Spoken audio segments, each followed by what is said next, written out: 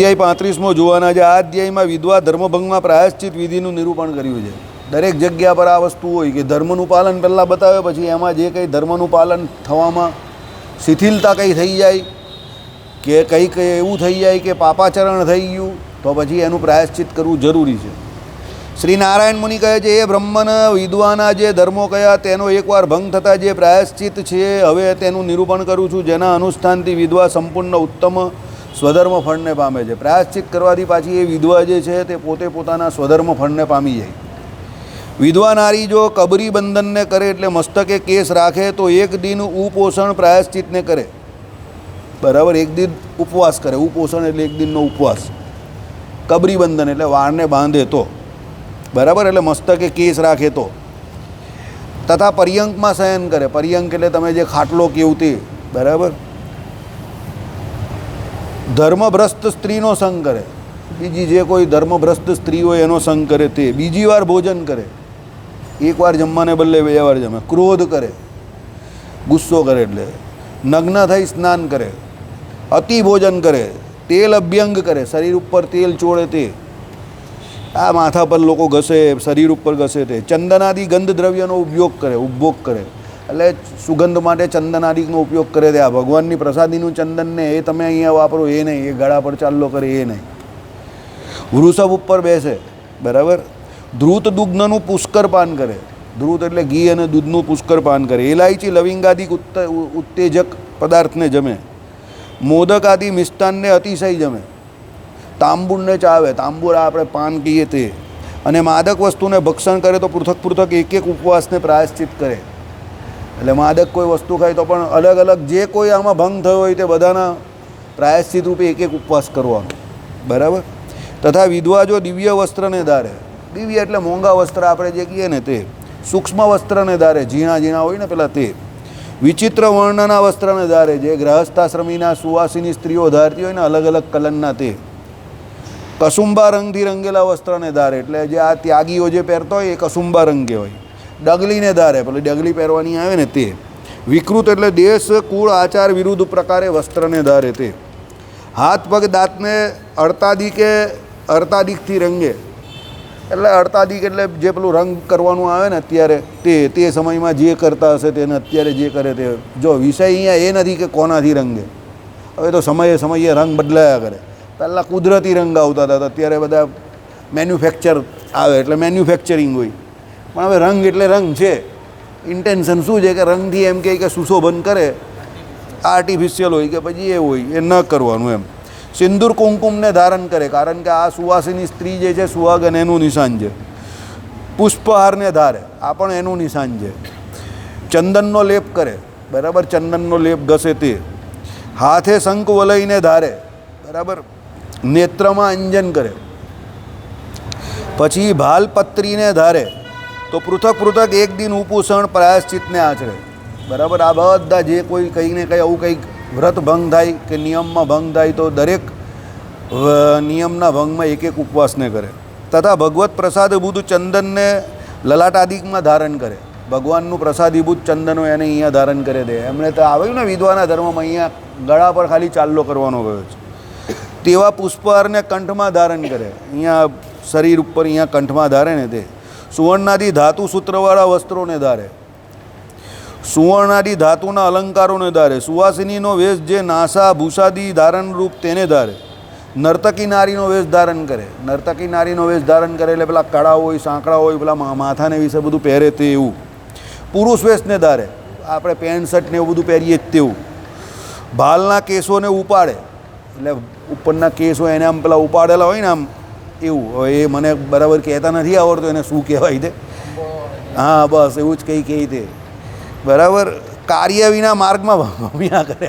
આ તો બધામાં આવે જ. વગર કામના ભટકતા હોય ને તમારા વરાછામાં કહીને આમ તેમ આંટા મારતા હોય ને તે.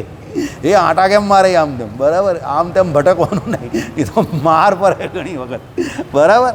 એટલે શું કહ્યું, કાર્ય વિના માર્ગમાં ભમ્યા કરે. અને પર ગૃહે એકાકીની બેસવા જાય તો વિધવા એક એક ઉપવાસ પ્રાયશ્ચિતને કરે. બીજાના ઘરે બેસવા જાય ને, પારકા ઘરે ઘણાને બેસવાની આદત હોય. અરે ઘણા લોકો એવા જોઈએ આખી જિંદગી એની બાજુવાળાના બાકડા પર જ નીકળી જાય. નવરો પર એટલે જઈને બાજુવાળાના બાકડા પર બેસી જાય, બાજુવાળો પણ કંટાળી જાય કે મેં કાં બાકડો મૂક્યો અહીંયા. બરાબર, ચાલો. તથા પિતૃપક્ષીય જનોની સમીપે ઉપહાસ વચનને બોલે, એટલે પિતાના જે કોઈ સંબંધી હોય એની મોટા હોય ને એને આ સામે હસવાનું કંઈ બોલે, ઉપવાસ વચન. પિતાના ખોળામાં બેસે. માતા આગળ મૈથુન વાર્તાને ઉચ્ચારે. શ્રૃંગાર વાર્તાનું શ્રવણ કીર્તન કરે. ગાળીદાન કરે. ગાળીદાન કરે એટલે ખબર ને, કોઈને ગાળ દે એટલે ગાળનું દાન આપેલું એને ગાળીદાન કહેવાય. બરાબર, તમે કહ્યું ને ગાળીદાન, તે ગાળનું પણ દાન કરેલું કહેવાય. બરાબર, એટલે કોઈ કંઈ નહીં કહી તો કહી ને હું ભાઈ તને ગાળીદાન આપું છું, ચાલ લઈ લેજે. બરાબર, તું જ કેટલી આપું બોલ, તારે કેટલી જોઈએ છે? બરાબર, મારી પાસે અમે તો હોલસેલર છે એના. ચાલો. અપશબ્દોને ઉચ્ચારે, એટલે બોલવા ન બોલવાના એ શબ્દો બોલે એ અપશબ્દો કહેવાય. ગાળ અને અપશબ્દોમાં ફરક છે બાજુ. હા, ગાળ એટલે તમે જાણો છે તે, સુરતમાં જે છે તે, અને અપશબ્દો એટલે કેવા ખબર? હવે દાખલા તરીકે તારું સત્યાનાશ જાય, તો સત્યાનાશ જાય એ ગાળ નથી પણ એ અપશબ્દ છે. હા, એટલે અપશબ્દ છે એમ. આઈડિયા આવ્યો? હવે ગાળ કઈ આવે તે તમને ખબર છે, પેલી મા બેનવાળી આવે તે ગાળ આવે. હે, સમજી ગયા? આ ફરક છે બાજુ. એટલે ઘણાને અપશબ્દો અને ગાળ વચ્ચેનો ફરક નહીં ખબર, તો આ તમને મેં અહીંયા ક્લિયર કર્યો. બરાબર, એટલે જે કંઈ બોલે તે. હવે સુરતથી વલસાડ સુધીમાં એનું ચલણ બહુ વધારે છે, વાપી સુધી પણ છે, પછી એની આગળ એટલું મુંબઈમાં નથી ને આ બાજુ બરોડામાં ને અમદાવાદમાં જરા પણ નથી, બહુ ઓછું છે. એટલે બરાબર, પણ આ બેલ્ટ આખો એવો છે કે અહીંયા લોકો પ્રેમથી પણ ગાળ દે. બરાબર, એટલે એ ગાળ અલગ છે અને અપશબ્દો અલગ છે. આ અપશબ્દ કહેવાય. પેલો કહે ને તારું કોઈ દિવસ સારું નહીં થશે, બરાબર, આ અપશબ્દ છે. બરાબર, હમણાં જ પેલા નારાયણ મુનિદેવની સામે એક ભગત કહેતા હતા, તો ગોપાલભાઈ એને સમજાવતા હતા કે આખા દિવસમાં એક સેકન્ડ, એક ઘડી એવી આવે, કોઈ એક પળ કે એક ઘડી કે એક સમય કે એ સમયે તમે જે કંઈ વિચારો બોલો એવું થાય. એટલે હા, એક દરરોજ આવે, રોજ આવે, ક્યારે આવે આપણે ખબર ન હોય, પણ 24 કલાકમાં એક એવો સમય આવે એમાં તમે જે વિચારો એ થાય, જે બોલે. એટલે લોકો કહે કે પોઝિટિવ વિચારવાનું હંમેશા. અને આ જોયું છે મેં, મને પાક્કું યાદ છે, 6ઠ્ઠા ધોરણની મેં પરીક્ષા આપેલી અને હું બહુ ડરતો હતો. તપાસથી નહીં, નંબરમાં, ને મારી માં માળા ફેરવતી હતી, તો મને એ ઓચિંતું જ કર્યું જ્યાં તારો બીજો નંબર આવશે. હવે એકચ્યુઅલી 5મા ધોરણમાં હું 5મા નંબર પર હતો, એટલે મારો બીજો નંબર આવે એવી શક્યતા બહુ ઓછી હતી. પણ એ સમયે મારી બા જે સંધ્યાકાળે માળા ફેરવ્યો ને એને બોલ્યું ને મારો હકીકતમાં બીજે દિવસે બીજો નંબર આવ્યો, જે મને આગલે દિવસ સુધી શક્યતા નહીં જણાતી હતી. મને 3 થી 5માં હું રમ્યા કરતો હતો. મને એમ કે જો આનો પહેલો આવે, આનો બીજો આવે, તો મારો ત્રીજો, ચોથો કા 5મો આવે. 5મો આવે તો મેં કોઈ મતલબ જ નથી. ત્રીજો કા ચોથો કઈ રીતે આવી શકે, હું એ વિચારમાં હતો. ને મારે બા કંઈ ના તારો બીજો નંબર આવશે, બોલો. અને પહેલા નંબર માટે બી હું બહુ નજીક માટે રહી ગયેલો. એટલે ત્યારથી પહેલાં મને પણ ભરોસો નહીં હતો આ બધી બાબત પર, પણ પછી મને ભરોસો થયો. પછી બીજો એક અમારો મિત્ર હતો, એની એન્જિનિયરિંગમાં એટીકેટી આવે, તે કંઈ બધી પરીક્ષા પાછી આપું, તો એની જોડે એક બીજો બેઠેલો. હવે એ પાછો હશે કોઈ નેગેટિવ માણસ, તે કંઈ બધી નહીં આપની તો વધારેમાં ફેલ થશે. આ વખતે 3માં થયો જ ને તો 4માં થશે, તો પેલો હકીકતમાં 4માં ફેલ થયો. જેવું વિચારે એવું થાય. એટલે પેલાએ પછી કહ્યું કે હાલા પેલો બોલ્યો ને હું 4માં થઈ ગયો ફેલ, 3ને બદલે. એના કરતાં પેલા 2-3 પરીક્ષા નહીં આપતે તો એમાંથી 1-2 વિષય તો ક્લિયર થઈ જશે. એક વધારામાં ફેલ થઈ ગયો, ઉલટી વધારે ટકા લાવવાના કરવા. સમજી ગયા? એટલે આવી 2 ઘટના મારા જીવનમાં ઘટી છે, મેં આ જોયેલી છે એકદમ નજર સમક્ષ. બરાબર, એટલા માટે મોટા પુરુષો એવું કહે કે પોઝિટિવ વિચારવું, સારું વિચારવું. મહારાજે પણ કહ્યું ને, જીવ પ્રાણી માત્રનું સર્વજન સુખાય સર્વજન હિતાય. બધું સારું વિચારવું, સારાવાના થશે. આશ્વાસન આપવું, જેનું ખરાબ થયું હોય એને પણ આશ્વાસન આપવું, ભાઈ તારું સારું થશે. સમજો, દરેક જગ્યા પર તમારું આશ્વાસન કદાચ બીજાને કંઈક ખોટું કરતાં અટકાવી દે. એ કંઈક ખોટું કરવાની પ્રેરણા લઈને આવેલો હોય તો અટકી જાય. સમજો, એટલે આશ્વાસન આપવું હંમેશા. બરાબર, ચાલો. એટલા માટે અહીંયા કહ્યું કે અપશબ્દોને ઉચ્ચારવાના નહીં. એમ અપશબ્દોને ઉચ્ચારે તો પણ આમાં જે કહેશે એ પ્રમાણે પ્રાયશ્ચિત કરવાનું કહેશે. બરાબર, હોળીની રમત ને કરે, ના પાડેલી છે. દરેક ગ્રહસ્થ સિવાયના બધા જેટલા પણ આવે છે ને ત્યાગીઓ, બધાને હોળીની રમતની ના પાડેલી છે, કારણ કે રંગોનો તહેવાર છે. બરાબર, ચાલો. મિથ્યા અપવાદ આરોપે. મિથ્યા અપવાદ આમ પણ કોઈની ઉપર આરોપવો નહીં. કોઈએ કંઈ કર્યું હોય કે ન કર્યું હોય, તમને ખબર ન હોય તો તમે શું કામ કહેવું? બરાબર, એટલે કોઈના વિશે બહુ ચર્ચા વધારે કરવી નહીં. બી પ્રેક્ટિકલ. તમારે જે કરવું છે જીવનમાં, એક પાકા પગલી પણ તમે એમાં ભરશો ને તો 50, 60, 70 વર્ષમાં તમે કાના કા નીકળી જશો. પણ તમે બીજાની ચર્ચા કરશો, બીજા શું કરશે કે એ બધી બહુ ફિકર કરવા જશો તો કંઈ ના થશે. એના કરતાં તમે તમારે જે કંઈક કરવાનું છે એ હિસાબે વિચાર કરો. આજે જ જો વિજયભાઈ એક બહુ સારી વાત બોલ્યા, ઘનશ્યામ મહારાજ સામે પેલા લોકો પોતું મારવાવાળા આવે છે, અમે બંને ખસી ગયા, મેં મારી દઉં પોતું બધું. એટલે એમણે પોતું માર્યું તો અમને પણ ઠંડક થઈ ગઈ, કારણ કે નીચે પથરા બહુ ગરમ હતા, એટલે અમને તો ઠંડક થઈ, ભગવાનને પણ ઠંડક થઈ. પછી વિજયભાઈ બોલ્યા કે એક વસ્તુ મને સમજ પડે છે, બધાને પોતપોતાના હિસાબે ભગવાન ભજવા છે અને બધા પોતપોતાના હિસાબે ભગવાન ભજીને પોતાનું કલ્યાણ માને છે. એટલે જેને જેવી સેવા કરવી હોય તે કરે, આપણે એનો વિરોધ નહીં કરવાનો. મંદિરમાં બધા વ્યક્તિ આવે છે, એણે પોતપોતાનું કલ્યાણ પોતાની રીતે માનેલું છે, સમજો. હવે દિલીપ કાકાને 75 વર્ષ એવું છે કે મારે આખું મંદિર સાફ રાખવું છે, તો એ 75 વર્ષનો માણસ આ ઉંમરે પણ ત્યાં ટોયલેટને બાથરૂમને સાફ કરતો હોય છે. 75 વર્ષે વિચાર કરો, બરાબર. 75 વર્ષની ઉંમરમાં આટલું કામ કરું ને એ પણ નોકરી વોકરી કરીને સાંજે આવીને પેલું બધું સાફ કરવા જાય છે, બરાબર. હવે એણે એનું કલ્યાણ એમાં માનેલું છે, બરાબર છે. હવે તમે એને એમ કહો કે ના તમે આ જ કરો ને, નહીં, એને જે ધારો પડી ગયો એ વ્યક્તિ એ જ કરે. ઉકા ખાચરને મહારાજે કહેલું એ પ્રમાણે, ગામના ધણી એ હતા, એને પેલું મહેલું હતું તે સાફ કરી દીધું દાદા ખાચરના દરબારને વિશે. બીજા કોઈને મહેલું દેખાયું નહીં, બધા આમ કરીને ચાલ્યા ગયા. એટલે દિલીપ કાકાનું એવું અંગ છે કે ભાઈ મંદિર આખું સાફ સુથરું રાખવું છે, તો છેલ્લે રાત્રે આવીને બી એ સાફ કરીને જાય. પેલા જેકાભાઈ ગયા તે સાફ કરતાં કરતાં જ ઉપરથી પડી ગયા, સમજો. અને એ સાફ કરતાં કરતાં ગયા મંદિરમાં પાછા.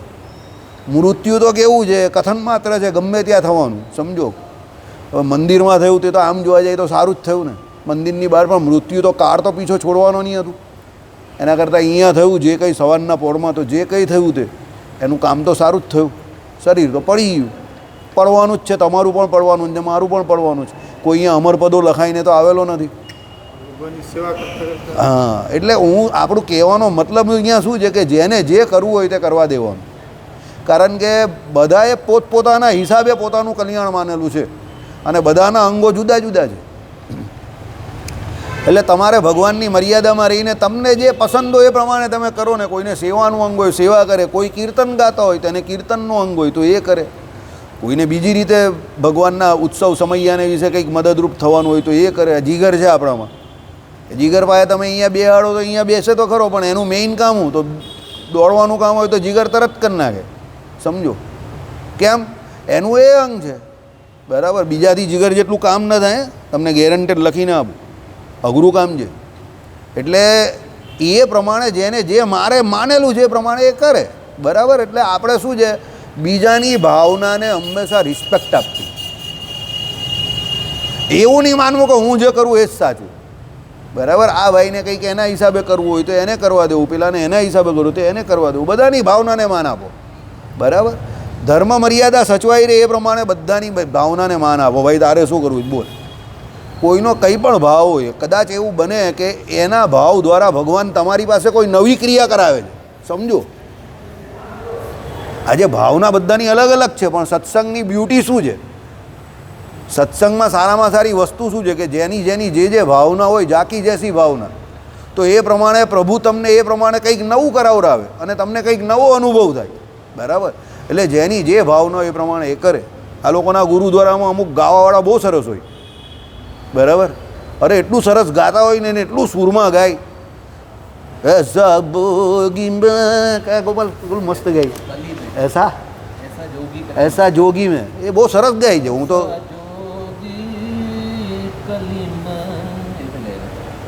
અમે લોકો એ ગુરુદ્વારાનું પણ સાંભળીએ. અમે બપોરે ઘણી વખત ફ્રી હોઈએ ને રવિવારે તો અમે સાંભળીએ ગુરુદ્વારાનું પણ, બરાબર. બહુ અરે એનો સૂર બહુ એ લોકોનો સૂર જ બહુ જોરદાર હોય. અને એ સૂરમાં જે ગાતા હોય એ લોકોની બે આ રીત મને બહુ ગમે છે. બે રીત એ લોકોની બહુ ગમે છે. એક આ લંગરવાળી રીત, કે જે પણ કોઈ આવ્યું એનું નામ એડ્રેસ કંઈ પૂછવાનું જ નહીં, લંગરમાં જમાડી જ દેવાનું. અને નાનો માણસ હોય કે મોટો માણસ હોય, બધા લંગરમાં. એ બહુ સારી વસ્તુ છે. અને બીજી વસ્તુ આ એ લોકોનું ભજન કીર્તનવાળું બી બહુ સરસ છે, ગમે આપણે, બરાબર. તમે બેઠા હોવ શાંતિ થઈ જાય ગુરુદ્વારામાં પણ, બરાબર. એટલે કહેવાનો મતલબ શું છે કે આપણે ત્યાં બધી પરંપરાઓને સનાતન સંસ્કૃતિમાં સન્માન આપવામાં આવેલું છે. ભગવાનને ભજવાની રીત અલગ છે, સમજો. ભાવના બધાની અલગ અલગ છે, બધાના અલગ અલગ ઈષ્ટદેવ માને છે. કોઈ રાધારમણ કહે તો કોઈ રણછોડરાય કહે તો કોઈ કૃષ્ણ કનૈયાલાલ કહે, કોઈ ગોપીનાથજી મહારાજ કહે. હવે તમે એક વસ્તુ વિચારો, કોઈ પ્રતિષ્ઠિત વ્યક્તિને કોઈ ચોર કહી શકે ખરો? તમે આ જગતમાં કોઈ પ્રતિષ્ઠિત વ્યક્તિ હોય તમે એને ચોર કહો, પણ તમે શું કહો? જય રણછોડ. લે, હવે ભગવાન જેટલું પ્રતિષ્ઠિત આખા જગતમાં કોઈ નથી. ભગવાન જેટલું મોટું કોઈ છે તો પણ આપણે એને શું કહીએ છીએ? જય રણછોડ માખણ ચોર કહીએ છીએ ને, બરાબર? જો પહેલાં તો જય રણછોડ, હવે જે રણ છોડીને ભાગેલો કહેવાય તે હકીકતમાં કેવો માણસ કહેવાય, પણ આપણે એની આગળ શું લગાવીએ છીએ? જય રણછોડ. એટલે એની પાછી જય ગાઈએ છીએ. રણ છોડીને ભાગ્યો એટલે એની જય ગાઈએ છીએ, બરાબર? અને પછી શું પાછો? માખણ ચોર. આ બ્યુટી છે આપણી, સમજો. સનાતન સંસ્કૃતિને તમે શાંતિથી વિચારો ને તો આવી બધી ઘણી બધી બ્યુટી છે આપણે ત્યાં, બરાબર? આપણે ત્યાં ભગવાનના દરેક ચરિત્રોને ગાવાના કયા છે અને દરેક હરિભક્તોની લાગણીને માન સન્માન આપવાનું કહ્યું છે, સમજો. એટલે ભગવાનને ભજવાની રીત અલગ અલગ હોય, મતો અલગ અલગ હોય, સંપ્રદાય અલગ અલગ હોય, ઈષ્ટદેવ બધાના અલગ અલગ હોય, રૂપ અલગ અલગ હોય, બધું અલગ અલગ હોય, પણ એ પરબ્રહ્મ તત્વ જે છે તે તો એક જ છે ને.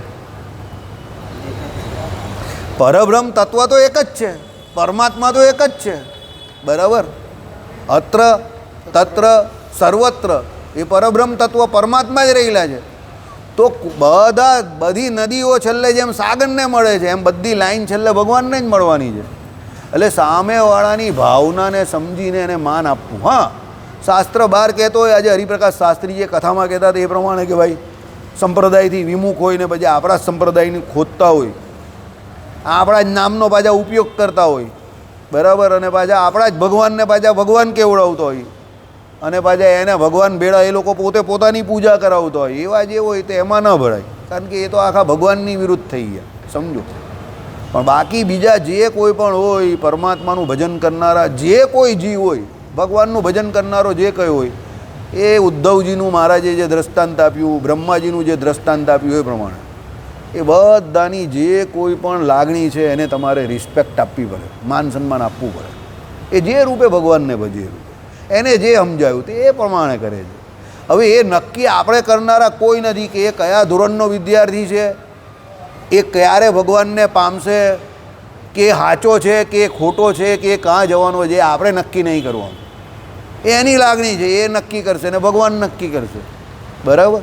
એટલે આપણે તો શું છે, ભગવાનનું ભજન કરે છે ને 5% લોકો આમ માંડ માંડ ભજન કરે છે આખી દુનિયામાં, બાકી 95% લોકો તો ભગવાનને હવે જય સ્વામિનારાયણ. તે એ 5%માં પાછો આપણે કાં ઝઘડો કરવા જઈએ? આખી દુનિયામાં માંડ 5% લોકો એવા હશે જે પરમાત્મા તત્વનું ભજન કરતા હશે કે માનતા હશે. છોડો નહીં તો બધી માથાકૂટ, બરાબર? ચાલો. સ્વસુર પક્ષીય જનો સાથે નિર્લજપણે વાદ કરે. ભાઈ પોતાના સાસરા પક્ષના જે કંઈ હોય એના જે કોઈ લોકો એની જોડે નિર્લજપણે વાત કરતા હોય તે નિર્લજ થવું એટલે બેશરમીની હદ જે આપણે કહીએ ને, શરમ વગરની વાત જે કરીએ ને તે એને નિર્લજ કહેવાય, લજ્જા વગરના નિર્લજ કહેવાય, બરાબર? ઘણા લોકો એવા હોય ને વાતે વાતે એવી ગમે તેમ વાત કરવા માટે ઉતરી પડે, સીધા નીચે ચાલ્યા જાય. એને એ કરવા દેવાનું, પણ આપણે પછી આપણી મર્યાદા ના છોડવી, સમજો. અને બેસ્ટ રસ્તો શું છે, એવા વ્યક્તિઓથી દૂર રહેવાનું. પેલું પેટ્રોલ ગાડી પર પેલી ટેન્કર જતી હોય ને તો એની પાછળ લખેલું હોય હાઈલી ઇન્ફ્લેમેબલ. અત્યારે ગરમીની સિઝનમાં તો ખાસ એનાથી ગાડી દૂર જ ચલાવવાની, કારણ કે એનું કારણ એવું છે કે ઉપર 40-42 ડિગ્રી ટેમ્પરેચર હોય ને અંદર પેટ્રોલ હોય, ન કરે નાણાં અને અંદર કંઈ ધમાકો બમાકો થયો તો આગળ પાછળના બધા જય શ્રી કૃષ્ણ થઈ જાય ને પુલ પર જો થયો તો પુલ પણ નીકળી જાય, કારણ કે પેટ્રોલ હોય એટલે બહુ ખતરનાક ચાલે, બરાબર? હવે એમાં પાછળ એટલે જ લખેલું હોય હાઈલી ઇન્ફ્લેમેબલ, એટલે એની જોડે તમે મસ્તી કે મજાક કે એવું કંઈ કરી ન શકો. એમ ઘણા વ્યક્તિ હોય ને એના માથા પર એવા બોર્ડ મારેલો હોય હાઈલી ઇન્ફ્લેમેબલ. એ લોકો કાયમ માટે સળગતા જ હોય બધા. એ લોકોને આખો દિવસ તમે ગમે ત્યારે જોવો ને તો સળગતા જ દેખાય તમને, હા, જીવતા બોમ્બ જેવા, બરાબર? એ બધા એને હું કંઈ બરફની લાદી આપણે મૂકવાની ઈચ્છા થઈ જાય ગરમીમાં કે એના માથા પર બરફની લાદી મૂક ભાઈ, બરાબર? તો હવે એની જોડે આપણે કાં જીભાજોરી કરીને આપણી શાંતિ બગાડવાના? એટલે એનાથી દૂર રહેલા સારા, સમજો. એનાથી દૂર રહીને આપણે શાંતિથી ભગવાનનું ભજન કરવાનું. મને કોઈ કંઈ પણ પૂછવા ને તો હું તો એટલી વાત કરું, જો ભાઈ હું તો અહીંયા મોજ કરવા આવેલો છું ને મોજ કરીને મરવાનો છું, તારે કરવી હોય તો તું પણ કરી શકે છે, અને લડવું હોય તો આખી દુનિયા પડેલી જ ચાલ્યો છે. ધીરુભાઈના છોકરાની જેમ કલ્લો દુનિયા મુઠ્ઠી મેં.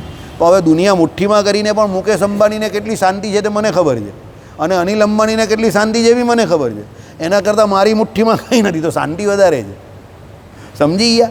એટલે શાંતિ તો એને જ હોય જેની મુઠ્ઠી ખુલ્લી હોય. પછી કલ્લો દુનિયા મુઠ્ઠીમાં કરવા જાય તો એમાં શાંતિ નહીં થાય. અને મુઠ્ઠીમાં દુનિયા તો કોઈ દિવસ કોઈના બાપની આવી નથી, તો આપણે પણ મુઠ્ઠીમાં આવવાની નથી. બરાબર? એટલે મોજથી રહેવું. પાપ દૂષિત નારી સાથે મૈત્રી કરે. ઘણા એવા પાપાચારી લોકો પણ હોય આ લોકમાં. બરાબર? ઘણા એવા પુરુષ સ્ત્રી ઘણા બધા હોય, એવા બધા એવાની બહુ દૂર જ રહેવું સારું, કારણ કે એ એનું કામ એવી રીતે જ કરતા હોય. હવે તમે એને તો કંઈ સુધારી નહીં શકો. તમે એને કંઈ કહેવું તો પણ ફરક નહીં પડવાનો. એને કંઈ સત્સંગ ઉતરવાનો નથી, એને કંઈ શાસ્ત્રોના વાક્ય ઉતરવાના નથી. તો આપણે એનાથી દૂર રહેલા સારા. ચલો. સંન્યાસીની, દૂતી, નીચ જાતિની સ્ત્રી, કામુકી નારી સાથે મૈત્રી ન કરે. એટલે મૈત્રી કરે તો પછી પેલું એક જે હવે આવશે તે પ્રમાણે એનું એ કરવાનું, શું આપણે પ્રાયશ્ચિત કરવાનું આવશે. સંન્યાસીની તમને ખબર જ છે, જેણે એમ કહે કે સંસારનો ત્યાગ કરેલો હોય તે. દૂતી એટલે જે એમ કે રાજાના દૂત જેવા જે હોય ને એવું, આપણે મિનિસ્ટ્રીમાં કામ કરતો હોય તે. નીચ જાતિની સ્ત્રી જે કહી તે. પછી કામુકી નારી એટલે જે સ્ત્રી એમ કહે કે કાયમ માટે એમ કહે કે શું જે શ્રૃંગાર રસ સંબંધી વિચારોમાં જ ભમ્યા કરતી હોય તે. પાખંડીની, યવની, મંત્રયંત્રને જાણનારી. અમુક પાખંડીની હોય, પાખંડી લોકો પણ હોય, પુરુષ પણ હોય ને સ્ત્રી પણ હોય. ભારતને વિશે અત્યારે કેટલા બધા લોકો પાખંડી છે ને એ લોકો પૂજાય છે. આજે શાસ્ત્રીજી પણ બોલ્યા, ભગવાન બંને બેઠેલા છે લોકો. અત્યારે લગભગ આખા ઇન્ડિયામાં 350 થી 450 ભગવાન છે અત્યારે. એટલે ભગવાન છે એટલે ભગવાન બનીને બેઠેલા લોકો જેવા સમજો. એમાંથી કેટલા પોતાની જાતને કલ્કી અવતાર કહેવાવાળા પણ છે. બરાબર? એટલે એ બધા પાખંડી લોકો છે. હા, કલ્કી અવતાર કઈ છે પોતાની? હે, હા, વહેલો થઈ ગયો કલ્કી અવતાર. એમ કે પાપ એટલું વધી ગયું ને એટલે કલ્કી અવતાર વહેલો થઈ ગયો.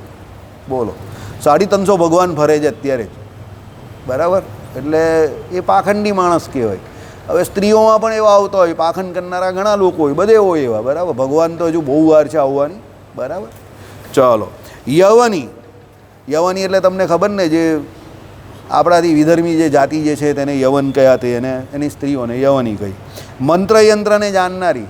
આ મંત્રયંત્ર અહીંયા જે કહ્યા ને તે આપણા મંત્ર હોય, સ્વામિનારાયણ મંત્ર કે પછી જનમંગલ સ્તોત્ર કે પછી પેલા જે યંત્રો જે કહ્યા ને આપણા, જે આ બધા ગ્રહોના યંત્રો આવે, પછી આપણા જે કોઈ આના આપણું પેલું લક્ષ્મીજીનું યંત્ર આવે, શ્રીયંત્ર જે કહી દે, પછી આપણું વિષ્ણુ ભગવાનનું યંત્ર આવે, એમ બધા યંત્રો આવે. પણ એ તો બધા સાત્વિક યંત્રો છે.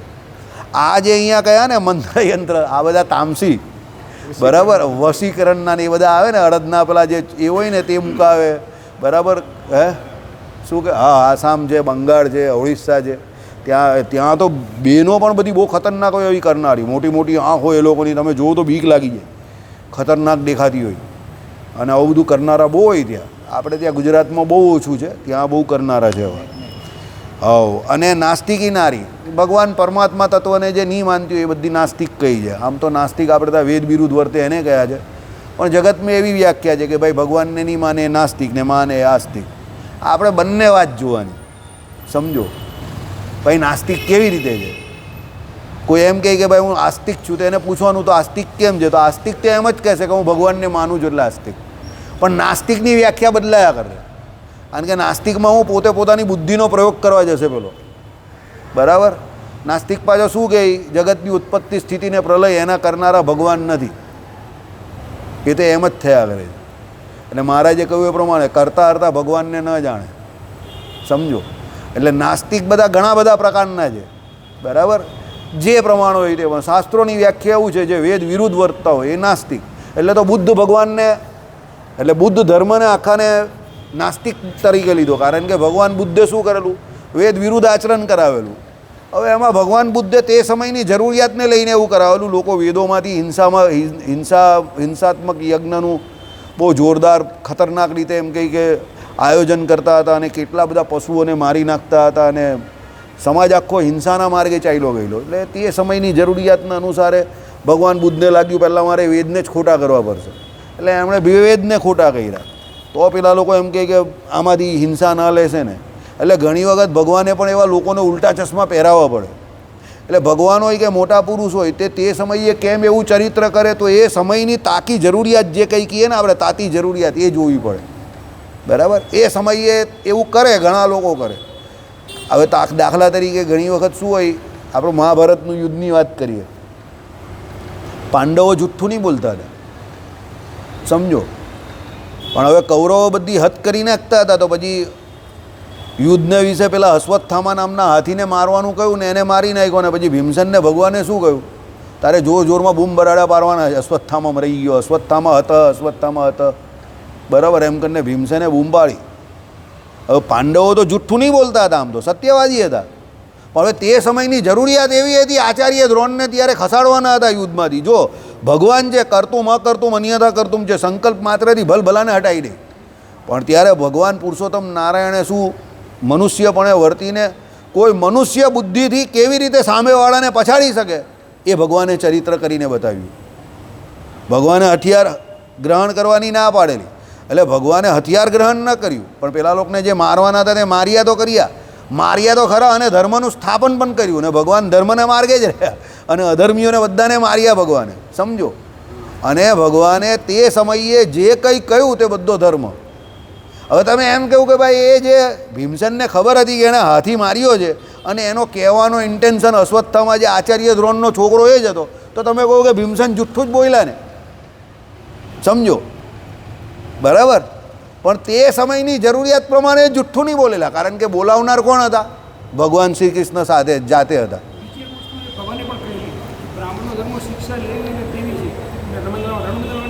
નહીં, એ તો બધા બહુ બ્રાહ્મણ આવેલા. એવું એક બ્રાહ્મણ નહીં હતા એ યુદ્ધના વિષય એવા, તો બધા બહુ બ્રાહ્મણ હતા. કૃપાચાર્ય પણ હતા, એકલા આચાર્ય દ્રોણ થોડા બ્રાહ્મણ હતા. બરાબર, એ કૃપાચાર્ય પણ યુદ્ધમાં હતા જ નહીં. એ તો, અને એ તો અત્યાર સુધી છે, સમજો, અમર છે. બરાબર, હા, 2 વાર તો અમને મળેલા. હાલુડો પીધેલો ભાઈ અમારી જોડે. ગરમી બહુ હતી ને, મેં કહું મહાભારતના યુદ્ધમાં ગરમી બહુ હતી. તે કહે હા ગરમી બહુ છે. મેં કહું ચાલો ફાલુડો પીએ. એને પીને ગયા પછી, ચાલો. એટલે એ તો ભગવાને તે સમયે જે કરવાનું તો ભગવાન કરે, સમજો. બરાબર, એટલે ભાઈ કોઈ એવું કહે કે ભગવાન થઈને આવું કરે છે, ભગવાન બુદ્ધે આવું કર્યું. અરે ભાઈ કરે, ભગવાન છે, એમને જ્યારે જે યોગ્ય લાગે એ કરે. મોટા પુરુષ પણ કરે ઘણી વખત, એવું અવળું કામ મોટા પુરુષ પણ કરે, સમજો. અને જાણી જોઈને કરે. એટલે પેલા જુઠ્ઠું બોલનારા કે ખોટું કરનારા હોય એને એમ સમજતા હોય કે અમે જુઠ્ઠું બોલીને ખોટું કરીને બધું કરી નાખીએ, પણ એનામાં શેરને માટે સવા શેર હોય જ, સમજો. એટલે ભગવાન છે એ બધા ચરિત્ર કરે. આપણે તો ગાવાના અને મજા લેવાની, આનંદ કરવાનો. ભાઈ ભગવાન જાણે જે કંઈ ચરિત્ર કર્યું તે કર્યું એમ. બરાબર, ચાલો, ઓકે. એટલે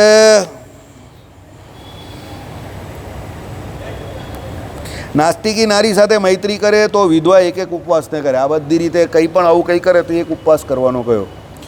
તથા નિર્લજ વશીકરણ આદિ ઔષધિને જાણનારી, કોઈને વશ કરવાની પેલી જે વિધિ આવે ને, બરાબર, આમ ફટવાડી, ઓમ રીમ જીમ ચામુંડા ફટ સ્વાહા, બરાબર, વશીકરણ, વશ કરી નાખે. વશ કરે એટલે શું છે, પેલાની પોતાની બુદ્ધિ જો હોય તે ચાલી જાય, એને પપેટ બનાવી દે, કઠપુટલી.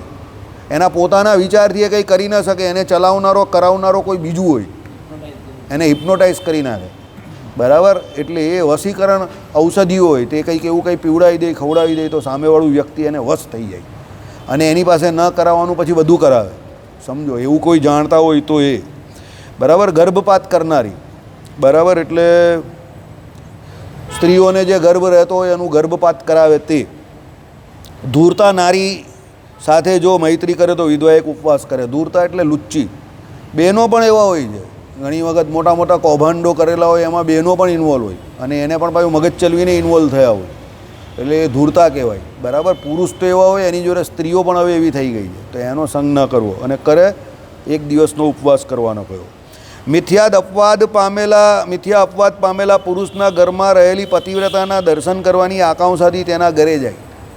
એટલે આપણે આગળ જોયું એ પ્રમાણે પેલો પુરુષ જે હોય એને અપવાદ થયેલો હોય, બરાબર, એટલે શું છે, મિથ્યા અપવાદ થયેલો હોય. બરાબર, માણસ કંઈ ખોટો નહીં હોય તો પણ અપવાદ થયો હોય, અને એના ઘરે પતિવ્રતા સ્ત્રી હોય પાછી, તો પેલીને એવું થાય કે ચાલ વિધવાને એના દર્શન કરી આવું. એના ઘરે દર્શન કરવા જાય પેલા પતિવ્રતાના. નીચ જાતિના વર્તી ધર્મવાળી પણ સ્ત્રીના દર્શનાર્થે નીચ જાતીયને ઘરે બેસવા જાય. હવે નીચ જાતિના ઘરમાં કોઈ ધર્મવાળી સ્ત્રી છે તો એના ઘરે બેસવા જાય. તો નૃત્ય ગીત, બરાબર, નૃત્ય જે આવે તે, પછી ગીત જે ગવાતો હોય તે, વિવાહ, પછી જનસંઘ, લોકોનો આખો સંઘ જતો હોય તે, પછી સુવેશ પુરુષ એટલે બધા સારા સારા વસ્ત્ર પહેરીને પુરુષો જતા હોય તે, જન સમાજોત્સવ એટલે બધા મોટા મોટા સમાજોના લોકોના બહુ મોટા મોટા ઉત્સવ ચાલતા હોય ને, કાર્નિવલ્સ બધા કહીએ ને આપણે, તે એ જોવા માટે ઘર થકી બહાર નીકળે. આપણે ત્યાં સરઘસોને આ બધું નહીં નીકળે ત્યારે ઘર થકી બધા ઘણા લોકો, બહેનો ખાસ કરીને બહાર અટારી ઉપર હોય, નીચે રોડ ઉપર હોય ને બધું જોતા હોય ને તે.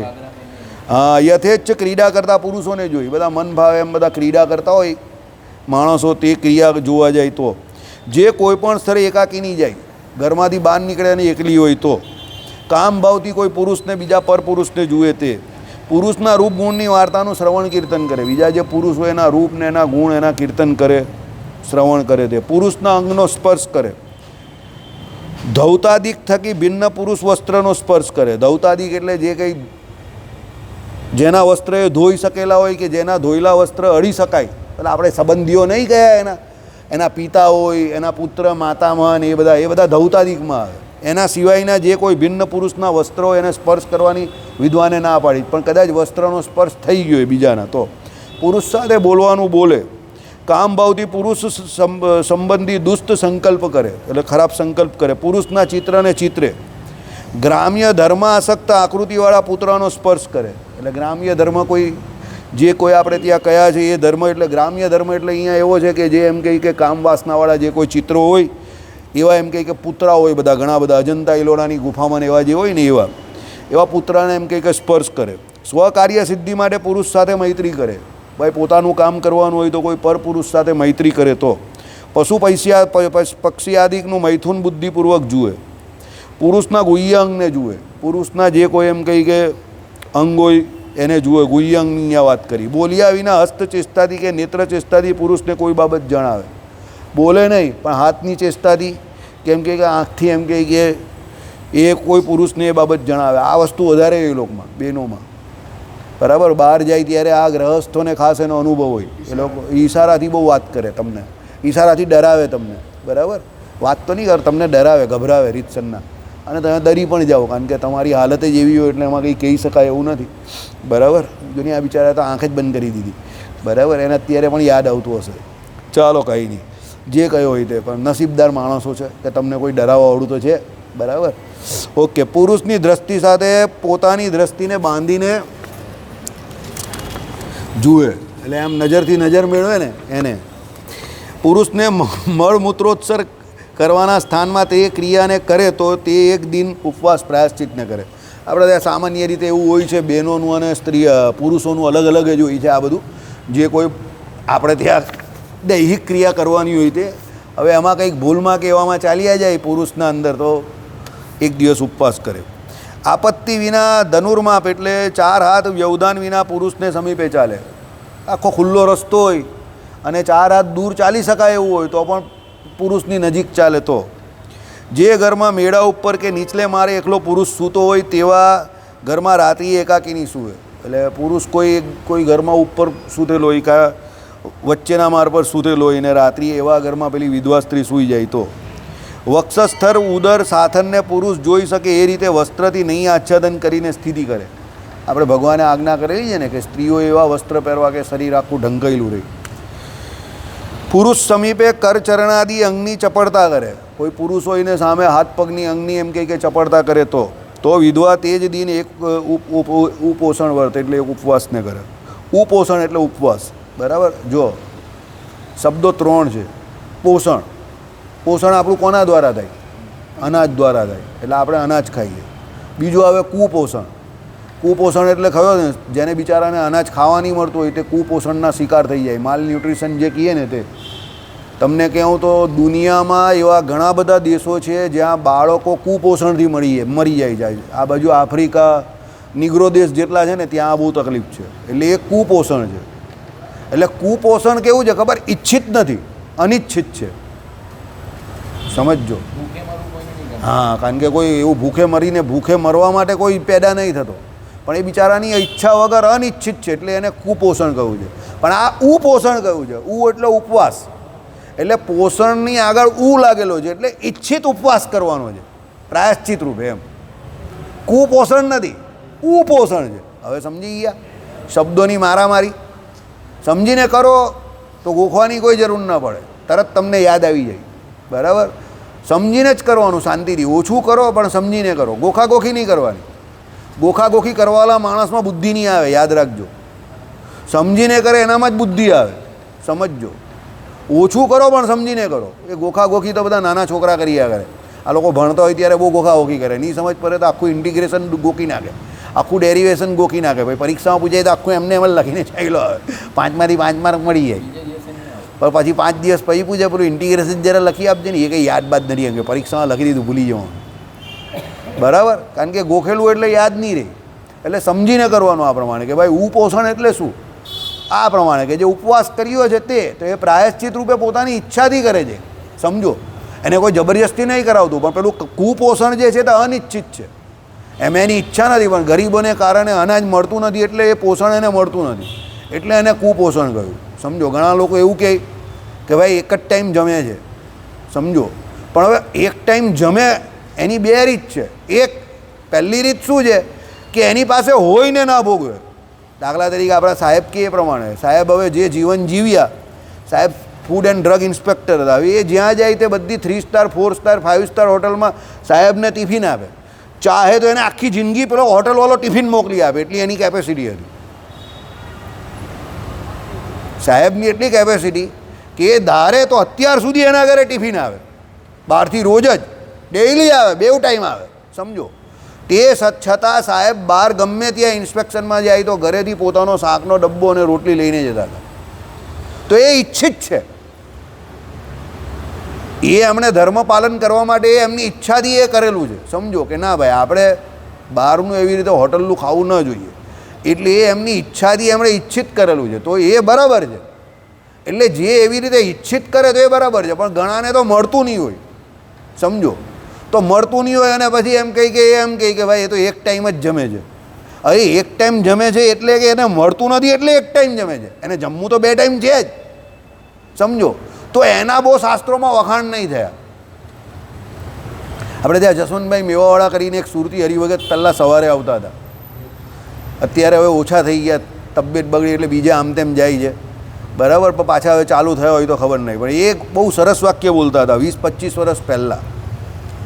એ કે એ તો મળે નહીં ને એટલે પછી પેલો એવું કહે કે ચાલો ભાઈ હવે મંદિરે આવી જઈએ કે આમ કરીએ કે તેમ કરીએ. અમારી જેમ બધું મળતું હોય અને પછી એ બધું છોડી દે તો માનવામાં આવે. કાપો 75 વર્ષ સુધી ડેસ્ટિનીના કપડાં પહેરે, હજુ બી પહેરે છે. બરાબર? ટાઈટ જ ફરે એકદમ. કપડાં પહેરેલા હોય તે 1000 રૂપિયા મીટરના કપડાં હોય બધા, 1000-1500, 75-80 વર્ષે, શોખ એવો એને. ડેસ્ટિનીમાં જ સિવરાવે ભાઈ, ફિટિંગ બિટિંગ જોરદાર એકદમ, બચ્ચન સાહેબ જેવું. હા, ખર્ચો કરે માણસ, ખર્ચો કરવાવાળો. મેં વર્ષમાં એકવાર કૈલાસનું જમવાનું બધું આ લોકોને જમાડે. જે ગણપતિ ઉત્સવમાં એમને ત્યાં જતા હતા તો કૈલાસની થાળી જમાડે. સમજો, હવે કૈલાસની થાળી ઓછામાં ઓછી 350-400 રૂપિયાની, ને બધાને અનલિમિટેડ, જે હરિભક્તે જવું હોય તે બધા જાય છે. એટલે દિલથી ખર્ચો કરે એવો માણસ. સમજો, એટલે એવા માણસ એમ ઉંમરલાયક છે. પણ એનું કહેવાનો મતલબ બહુ ઊંચો હતો. એ કંઈ તમને ન મળે એટલે તમે એ કરો, તો હવે એ તો તમારી પાસે ઈચ્છા રાખો કે ન રાખો એનો મતલબ જ નથી, કારણ કે તમને મળતું જ નથી, તમારી પાસે કોઈ ઓપ્શન નથી. સમજો, પણ તમને મળતું હોય જેમ આપણે આ સાહેબનું કહ્યું એ પ્રમાણે, ને પછી તમે એ વ્રત કરો કે એ પ્રમાણે તમારું જે કંઈ જે છે ધર્મ પાલન કરો કે પછી તમે તપ કરો, તો એમાં ભગવાન વિશેષ રાજી છે. પછી પેલો આફ્રિકામાં આવેલો માણસ અલે બલ્લા ઉપવાસા, 1 દિવસ 100 દિવસ, એક ટાઈમમાં ચણા ખાવા, આ એ એમ કરતો આવે આપણી પાસે. આપણે થઈ ગયું ત્યાં તો ચણા જ ખાતો હોય ને, બીજાને કંઈ મળતું જ હોય તો એના 24 કલાક ઉપવાસ ને 365 દિવસ ચણા ખાતો હોય. હવે એને કાં ઉપવાસ, એને બિચારાને ચણા જ મળતો હોય તો શું કરવાનું છે? બરાબર? એટલે આ પ્રમાણે એને સમજવાનું છે. બરાબર? ચાલો, એટલે એને ઉપોષણનો અર્થ આ છે. ચાલો આગળ જઈએ. પિતૃપક્ષીય કે શ્વસુર પક્ષીય જનો જેમ ન જાણે તેમ સ્ત્રી દ્વારા પુરુષ સાથે કોઈ વ્યવહાર કરે. એટલે દાખલા તરીકે એના ઘરના બંને પક્ષના કોઈ વ્યક્તિઓ ન જાણે એ પ્રમાણે કોઈ બીજા પુરુષ જોડે કોઈ વ્યવહાર થયો હોય તો દર્પણમાં પોતાનું મુખ જુએ, મસ્ત એકદમ હેન્ડસમ હેન્ડપંપ દેખાવું છું. ઘણા લોકોને અરીસામાં જોવાની બહુ મસ્ત આદત હોય, રોજ સવારે ઉઠીને ઘણા લોકો તો જોઈ સીધા અરીસાની સામે જ ઊભા રહી જાય. અમુક તો અરીસાની સામે જ સૂઈ જતા હોય, ઉઠે એટલે અરીસાની સામે જ પહેલાં જોઈ. બરાબર. હવે અરીસો પણ ઘણી વખત એને ના પાડી દે કે ભાઈ તું જાની, હવે તને જોઈ જોઈને હું કંટાળી ગયો છું. હવે તો પણ જોઈ. એ ગંદી આદત છે, હરિભક્ત માટે એ બહુ ગંદી આદત છે. તિલક ચાંદલો કરો ત્યારે જ જોવાનું, બરાબર. બાકી એ બહુ અરીસા હવે બહુ જો નહીં કરવાનું, અને બહુ પટિયા બી નહીં પાડવાના, બરાબર. ઘણાને પટિયા પાડ્યા કરે આમ બેઠા બેઠા, પટિયા પણ ન પાડવાના, અરીસાની સામે નહીં જોવું. પુરુષે તો એવું કરવું નહીં, સમજો. એ સ્ત્રીઓના લક્ષણ છે. વારે વારે અરીસામાં જોવું ને ટીપટોપ રહેવું ને એ બધું કરવું ને એ સ્ત્રીઓનું લક્ષણ છે, પુરુષને એ લક્ષણ નથી. પુરુષે એક બે વાર જ્યારે આ તમે તિલક ચાલ્લો કરો તે જોવ તે પ્રમાણે બરાબર છે, બાકી એવું બહુ કરવું નહીં, બરાબર. ચાલો, આમાં તો વિધવા છે એટલે એને ના પાડેલી છે. તમે કહું કે આ તો બેનો છે તેને કે એ વિધવા છે એટલે ના પાડી છે. તરુણ ભ્રાતાદી બંધુજન સાથે માર્ગમાં તરુણી એકાકીની પ્રયાણ કરે, પિત્રાદિકની સાથે એકાંતમાં બેસે, ભગવાનનું માનસ તથા બાહ્ય પૂજનને ન કરે. હવે ભગવાનનું પૂજન ન કરે અને પેલા લોકો જોડે હરે ફરે, પ્રતિદિન જપનીય ભગવાન નામ જપને ન કરે. ભગવાનનું જે નામ જપન રોજ કરવાનું હોય એ કરવાનું જ છે, ન કરે તો આવશ્યક ગૃહ કાર્ય વિના અને ભગવત ભક્તિ વિના વ્યર્થ કારણ કરે. એટલે ઘર કાર્ય વગર અને શું છે કે ભાઈ ભગવત ભક્તિ વિના વ્યર્થ કારણ ગ્રહણ કરે તો તે જ દિને એક ઉપોષણ પ્રાયશ્ચિતને કરે, તો તે દિવસે એક ઉપોષણ વ્રતને એટલે એક ઉપવાસ કરી નાખે. પેલા ભાઈને જો આટલો સમય થયો તો પણ કેમ ચિંતા ચાલુ નહીં કરતા, બરાબર ને. હજુ 1 મિનિટ બાકી હતી એટલે શ્રીપતિમ શ્રીધરમ સર્વદી